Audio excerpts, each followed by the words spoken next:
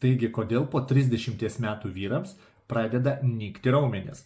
Yra labai dvi svarbios priežastys. Pirma, tai yra testosterono lygio sumažėjimas. Testosteronas yra pagrindinis hormonas, kuris atsakingas už raumenų augimą ir palaikymą. Po 30 metų, kaip jau minėjau ankstesnėme video, bent jau 1% kasmet sumažėja testosterono gamyba. O tai be jokios abejonės lemia raumenų kiekių sumažėjimą. Ką daryti?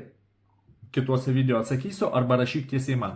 Taigi, antroji priežastis yra sarkopenija. Sarkopenija tai yra tam tikra liga, kuri įtakoja su amžiumi raumenų nykimą. Net fiziškai aktyvūs vyrai gali prarasti pakankamą dalį raumenų tiesiog dėl natūralių organizmų pokyčių.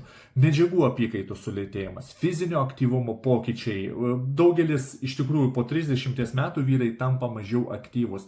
Dėl ko? Tai tiesiog dėl darbo, dėl šeimos, dėl įsipareigojimų, dėl įvairiausių priežasčių, o kartais netgi dėl ligų. O tai prisideda prie raumenų nykimo. O taip pat dar labai svarbus dalykas - mitybos įpročių pakeitimai.